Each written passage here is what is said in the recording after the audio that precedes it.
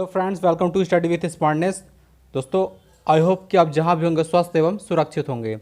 तो दोस्तों, आज है 12 मई 2020 और 12 मई 2020 से जितने भी इम्पोर्टेंट क्वेश्चन बन सकते हैं उन सभी क्वेश्चंस को आज हम इस वीडियो में डिस्कस करेंगे और उनसे जो भी इम्पोर्टेंट फैक्ट्स हैं वो भी मैं आपको बताऊँगा। तो दोस्तों, इस वीडियो को पूरा अंत तक देखिएगा और दोस्तों सभी क्वेश्चंस को ध्यान से देखिएगा। और अगर आपने अभी तक इस चैनल को सब्सक्राइब नहीं किया है तो इस चैनल को प्लीज़ सब्सक्राइब कर लीजिए, क्योंकि दोस्तों हम आपको डेली करंट अफेयर्स की वीडियो प्रोवाइड करते हैं और अदर स्टडी मटेरियल भी है इस चैनल में आपको डेली प्रोवाइड किया जाता है। तो दोस्तों, इस चैनल के साथ बने रहने के लिए प्लीज़ चैनल को लाइक एंड सब्सक्राइब जरूर कीजिएगा। चलिए देखते हैं आपके आज के क्वेश्चंस। आपका पहला क्वेश्चन है कि विश्व प्रवासी पक्षी दिवस निम्न में से किस दिन मनाया जाता है। तो यहाँ पे जो आपका राइट ऑप्शन है, ऑप्शन नंबर ए 9 मई। दोस्तों, 9 मई को ही विश्व प्रवासी पक्षी दिवस मनाया जाता है। अब यदि बात आती है कि ये क्यों मनाया जाता है, इसका उद्देश्य क्या है, तो दोस्तों प्रवासी पक्षी होते हैं, जो प्रवासी पक्षियों के संरक्षण के प्रति जागरूकता फैलाने के लिए ही विश्व प्रवासी पक्षी दिवस मनाया जाता है। इसकी जो शुरुआत हुई थी वह 2006 में हुई थी। दोस्तों, इसको मनाता कौन है, तो इसको मनाता है UNEP, मतलब कि United Nation Environment Programme, UNEP। दोस्तों, इसकी जो 2020 में इसकी थीम है, थीम इंपॉर्टेंट रहती है, थीम से क्वेश्चन बनते हैं, तो वह है आपकी वर्ड्स कनेक्ट अवर वर्ल्ड। दोस्तों, थीम है वर्ड्स कनेक्ट अवर वर्ल्ड। अगर बात की जाए यूनेप की, तो इसकी जो स्थापना हुई थी दोस्तों वह हुई थी 5 जून 1972 को, 1972। और इसका जो हेडक्वार्टर है दोस्तों वह नैरोबी केन्या में है और इसके जो अभी डायरेक्टर हैं उनका नाम है इंगर एंडरसन। चलिए नेक्स्ट क्वेश्चन देखते हैं। नेक्स्ट है, मध्य प्रदेश के मुख्यमंत्री शिवराज सिंह चौहान ने कारखानों में काम की अवधि 8 घंटे से बढ़ाकर कितने घंटे कर दिए हैं। तो यहाँ पे जो आपका राइट ऑप्शन है वह है ऑप्शन नंबर बी 12 घंटे। दोस्तों, मध्य प्रदेश के जो मुख्यमंत्री हैं उन्होंने कारखानों में कार्य की अवधि 8 घंटे से बढ़ाकर 12 घंटे कर दी है। लेकिन दोस्तों, यह कंपलसरी नहीं है। अगर मज़दूर चाहता है कि वह काम करे, एक्स्ट्रा काम करना चाहता है तो वो कर सकता है और उसको उसका ओवर टाइम भी दिया जाएगा, मतलब कि एक्स्ट्रा भुगतान भी किया जाएगा। दोस्तों, यहाँ पे यदि बात की जाए मध्य प्रदेश की, तो इसकी स्थापना हुई थी 1 नवंबर 1956 को, 1956। इसकी जो कैपिटल है दोस्तों वह है आपकी भोपाल और इसके यहाँ पे जो CM है उनका नाम शिवराज सिंह चौहान ही है और यहाँ पे दोस्तों जो गवर्नर है वह है लालजी टंडन। दोस्तों, क्षेत्रफल के अकॉर्डिंग इसका सेकंड रैंक लगता है। लेकिन जब इसकी स्थापना हुई थी 1 नवंबर 1956 को, तो दोस्तों यह पहले नंबर पर आता था। लेकिन जब सन 2000 में मध्य प्रदेश से अलग होकर छत्तीसगढ़ राज्य बन गया, तो उसके बाद से इसका रैंक सेकंड हो गया और फर्स्ट रैंक पे आ गया राजस्थान। तो आई होप कि आपको क्लियर हो गया होगा। चलिए नेक्स्ट क्वेश्चन देखते हैं। नेक्स्ट है, हरिशंकर वासुदेवन की हाल ही में निधन हो गया है, वह किस क्षेत्र से संबंधित थे। तो दोस्तों, हरिशंकर वासुदेवन एक इतिहासकार थे। Option number A is the right answer. दोस्तों, ये पश्चिम बंगाल से संबंधित हैं और इनका ही अभी हाल में 68 वर्ष की आयु में निधन हो गया है कोविड-19 की वजह से। दोस्तों, 6 मई को इनको एडमिट किया गया था, जहां पर इनका निधन हो गया है। ठीक है, तो आपको याद रखना है। और ये कहाँ संबंधित है, कोलकाता से। चलिए नेक्स्ट क्वेश्चन देखते हैं। नेक्स्ट है कि WHO और UN पोस्टल एजेंसी ने किस बीमारी के उन्मूलन की 40वीं वर्षगांठ के अवसर पर 9 मई को एक स्मारक डाक टिकट जारी किया। तो 4 ऑप्शन आपके पास। यहाँ पे जो आपका राइट ऑप्शन है वह है ऑप्शन नंबर डी छोटी चेचक। दोस्तों, स्मॉल पॉक्स के बीमारी के उन्मूलन की 40वीं वर्षगांठ के अवसर पर एक स्मारक डाक टिकट जारी किया है WHO ने। ठीक है, तो दोस्तों इसको बनाया कौन था स्मारक टिकट को, तो UNPA, United nation postal administration. आपको याद रखना है किसके द्वारा बनाया गया था, यूनाइटेड नेशन पोस्टल एडमिनिस्ट्रेशन। दोस्तों, यहाँ पे बात हुई है WHO की, तो WHO की जो फुल फॉर्म है वह है वर्ल्ड हेल्थ ऑर्गेनाइजेशन और इसका जो मुख्यालय है वह जेनेवा स्विट्ज़रलैंड में है। दोस्तों, इसकी जो स्थापना हुई थी WHO की वह हुई थी आपकी 7 अप्रैल 1948 में। इसके जो अभी हेड हैं उनका नाम है टेड्रोस अधानोम। तो आपको याद रखना है WHO के बारे में। दोस्तों यदि बात की जाए यूनाइटेड नेशन यानी कि UN की, तो इसकी जो स्थापना हुई थी वह 24 अक्टूबर 1945 को हुई थी, और इसकी जो हेड क्वार्टर है वह आपका न्यूयॉर्क शहर में है। और दोस्तों अभी इसके जो चीफ हैं उनका नाम है एंटोनियो गुटेरस। जो महासचिव हैं UN के, उनका नाम है एंटोनियो गुटेरस, जो कि है पुर्तगाल से। दोस्तों 24 अक्टूबर को ही UN डे मनाया जाता है, यूनाइटेड नेशन डे। दोस्तों चलिए इस वीडियो में मतलब इस क्वेश्चन से इतने फैक्ट्स ज़्यादा इंपॉर्टेंट है। चलिए नेक्स्ट क्वेश्चन देख लेते हैं। नेक्स्ट है कि AIIB ने, दोस्तों AIIB ने भारत के कोविड-19 आपातकालीन प्रतिक्रिया और स्वास्थ्य प्रणाली की तैयारी की परियोजना के लिए कितनी धनराशि स्वीकृत की है? तो यहाँ पे जो आपका राइट ऑप्शन है ऑप्शन नंबर सी, $500 मिलियन। दोस्तों $500 मिलियन की जो धनराशि स्वीकृत की है AIIB ने भारत के कोविड-19 के लिए। अब दोस्तों यहाँ पे जो टर्म यूज हुई है AIIB, अब इसकी बात की जाए तो इसका जो फुल फॉर्म है वह है Asian infrastructure investment bank. Asian infrastructure investment bank. और दोस्तों इसका जो मुख्यालय है वह है बीजिंग, चीन में। बीजिंग चीन में है। इसकी स्थापना कब हुई थी? तो इसकी स्थापना हुई थी दोस्तों 16 जनवरी 2016 में। 16 जनवरी 2016 में इसकी स्थापना हुई थी। और इसके जो अभी हाल में हेड हैं उनका नाम है जिन लाइकुन। जिन लाइकुन, आपको याद रखना जिन लाइकुन इसके अभी हेड हैं। चलिए नेक्स्ट क्वेश्चन देखते हैं। नेक्स्ट है किस राज्य सरकार ने प्रवासी श्रमिकों के लिए प्रवासी राहत मित्र ऐप लॉन्च किया है?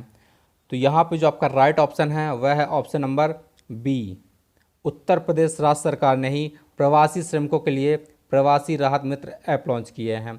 अब इसका उद्देश्य क्या है?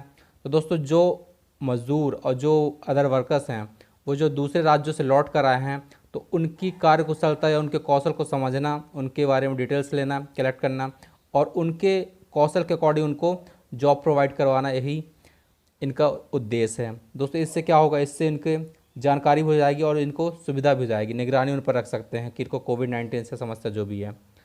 तो दोस्तों यदि बात की जाए उत्तर सरकार की, उत्तर प्रदेश सरकार की, तो यहाँ पे जो गवर्नमेंट है, यहाँ पे जो कैपिटल है इसकी वह है लखनऊ। और यहाँ पे जो CM है दोस्तों योगी आदित्यनाथ हैं। यहाँ की जो गवर्नर हैं उनका नाम आनंदीबेन पटेल है। दोस्तों उत्तर प्रदेश का जो राजकीय वृक्ष है वह अशोक का वृक्ष है। राष्ट्रीय पुष्प है वह पलाश। दोस्तों यहाँ से एक इम्पॉर्टेंट क्वेश्चन बनता है कि जो भारत में 4 जगह पर कुंभ का मेला लगता है उनमें से एक इलाहाबाद में लगता है, जो कि है उत्तर प्रदेश में। हर 12 वर्ष में लगने वाला कुंभ का मेला एक इलाहाबाद शहर जो कि है उत्तर प्रदेश में भी लगता है। और दोस्तों यहाँ पे बहुत सारे टूरिज्म प्लेस भी हैं, जैसे आगरा का ताजमहल। दोस्तों सबसे फेमस प्लेस है अपने इंडिया में आगरा का ताजमहल, जिसका चित्रण सबसे अधिक बार किया जाता है। और सेकंड नंबर पे है छत्रपति शिवाजी टर्मिनस। दोस्तों छाया चित्रण के मामले में पहला नंबर ताजमहल का और दूसरा नंबर है छत्रपति शिवाजी टर्मिनस का, तो आपको याद रखना है। चलिए नेक्स्ट क्वेश्चन देख लेते हैं। नेक्स्ट है किस संस्थान ने कोविड-19 के लिए भारत की पहली स्वदेशी एंटीबॉडी डिटेक्शन किट की विकसित की है? दोस्तों किस संस्थान ने कोविड-19 के लिए भारत की पहली स्वदेशी एंटीबॉडी डिटेक्शन किट विकसित की है? तो यहाँ पे जो आपका राइट ऑप्शन है ऑप्शन नंबर ए, NIV। दोस्तों NIV के द्वारा ही विकसित किया गया है, नेशनल इंस्टीट्यूट ऑफ वायरोलॉजी। दोस्तों नेशनल इंस्टीट्यूट ऑफ वायरोलॉजी, इसकी स्थापना हुई थी जो 1952 में हुई थी। कहाँ पे हुई थी? पुणे में हुई थी। दोस्तों आपको याद रखना है। तो NIV के द्वारा ही अभी एंटीबॉडी डिटेक्शन किट लॉन्च की गई है। चलिए नेक्स्ट क्वेश्चन देखते हैं। नेक्स्ट है आपका कि भारतीय रेलवे किस तारीख से यात्री ट्रेन सेवाएं फिर शुरू करेगा? तो यहाँ पे जो आपका राइट ऑप्शन है वह है ऑप्शन नंबर बी, 12 मई। दोस्तों 12 मई से ही भारतीय रेलवे यात्री ट्रेन सेवाएं फिर शुरू करेगा। दोस्तों सभी ट्रेन शुरू नहीं करेगा, वह मात्र कुछ टर्म्स कंडीशन के साथ 15 ट्रेनों को ही शुरू करेगा, जो कि आज शाम के 6 बजे से। ठीक है। तो दोस्तों यहाँ पे जो टर्म है वह है भारतीय रेलवे। जो अभी अपने हाल ही में रेलवे मिनिस्टर हैं वह है पीयूष गोयल, और जो भारतीय रेलवे के जो चेयरमैन हैं दोस्तों उनका नाम है विनोद कुमार यादव। तो आपको दोनों ही नाम याद रखने हैं। रेलवे मिनिस्टर हैं पीयूष गोयल और जो रेलवे चेयरमैन हैं वह है विनोद कुमार यादव। दोस्तों जो भारतीय रेलवे में जो पहली रेलवे की शुरुआत हुई थी वह 16 अप्रैल 1853 में हुई थी लॉर्ड डलहौजी के टाइम पर। ठीक है, जो पहली ट्रेन चली थी दोस्तों 16 अप्रैल 1853 में ही चली थी मुंबई से ठाणे के बीच, जो कि 34 किलोमीटर चली थी, 34 किलोमीटर। दोस्तों इम्पॉर्टेंट क्वेश्चन ये बनता है कि जब ट्रेन चली थी तो उसका जो जिम्मेदारी की जो देख रेख करने का काम था वह किसको प्रोवाइड किया गया था, क्योंकि यह क्वेश्चन पूछा गया है। तो दोस्तों वह है great Indian peninsular rail company. दोस्तों कोई किसने की जिम्मेदारी थी, great Indian peninsular rail company, जिसके हेडक्वार्टर कहाँ पे था, मुंबई में ही था। ठीक है, तो दोस्तों बात हुई कि जो भारत में सबसे पहले चली थी ट्रेन वह 16 अप्रैल 1853 में चली थी। लेकिन दोस्तों दुनिया में सबसे पहले ट्रेन कब चली थी, तो वह चली थी आपकी 27 सितंबर 1825 को, 27 सितंबर 1825 को चली थी और यह भी अंग्रेजों के द्वारा ही चलाई गई थी। चलिए नेक्स्ट क्वेश्चन देखते हैं आपका। नेक्स्ट है किस अंतर्राष्ट्रीय एजेंसी, दोस्तों किस अंतर्राष्ट्रीय रेटिंग एजेंसी ने वर्ष 2020-21 में भारत की विकास दर शून्य रहने का अनुमान लगाया है। तो चार ऑप्शन आपके पास और यहाँ पे जो आपका राइट ऑप्शन है वह है option number D, Moody's investor service. दोस्तों यहाँ पे पूरा नाम होगा इसका मूडीज़ इन्वेस्टर सर्विस। दोस्तों यदि बात की जाए मूडीज़ की तो इसकी जो स्थापना हुई थी वह 1909 में हुई थी और इसका जो हेडक्वार्टर है वह न्यूयॉर्क शहर में है, यूएसए न्यूयॉर्क में। और इसके जो संस्थापक थे दोस्तों वह जॉन मोडी थे, उन्हीं के नाम पर है ये पत्रिका। ठीक है, तो आपको याद रखना है जॉन मोडी और मोडीज इन्वेस्टर सर्विस के द्वारा ही भारत की विकास दर शून्य रहने का अनुमान लगाया गया है। 2021 में भारत की विकास दर कोविड-19 की वजह से शून्य रहने का अनुमान लगाया गया है। चलिए नेक्स्ट क्वेश्चन देखते हैं। नेक्स्ट है पहली तिमाही में 19 लाख यूनिट्स बेचकर कौन दुनिया का सबसे बड़ा स्मार्ट वॉच विक्रेता बन गया है। तो चार ऑप्शनों के पास आपको बताना है कि दुनिया का दूसरा सबसे बड़ा स्मार्ट वॉच विक्रेता बन गया है। तो यहाँ पे जो आपका राइट आंसर है ऑप्शन नंबर ए सैमसंग। दोस्तों सैमसंग इलेक्ट्रॉनिक्स ही दुनिया का सबसे बड़ा मतलब दुनिया का दूसरा सबसे बड़ा स्मार्ट वॉच विक्रेता बन गया है। दोस्तों पहले नंबर पर है एप्पल, 19 लाख इसने बेचे हैं और दुनिया का जो पहला नंबर है एप्पल वह इसने बेचे हैं 76 लाख और वह पहले नंबर पर है। और दूसरे नंबर पर है सैमसंग। आपको दोनों ही याद रखना है। दोस्तों यदि बात की जाए सैमसंग इलेक्ट्रॉनिक्स की तो इसका जो हेडक्वार्टर है वह दक्षिण कोरिया में है। इसकी स्थापना हुई थी 13 जनवरी 1969 को इसकी स्थापना हुई थी। सैमसंग इलेक्ट्रॉनिक्स की स्थापना 13 जनवरी 1969 को हुई थी और इसका जो हेडक्वार्टर है वह दक्षिण कोरिया में है। दोस्तों इसके जो अभी चेयरमैन है उनका नाम है ली कुन ही, आपको नाम याद रखना है ली कुन ही। दोस्तों यदि बात की जाए एप्पल की तो जो एप्पल की स्थापना हुई थी दोस्तों वह हुई थी आपकी 1 अप्रैल 1976 को। एप्पल की स्थापना 1 अप्रैल 1976 को हुई थी और इसका जो हेडक्वार्टर है वह कैलिफोर्निया यूएसए में है।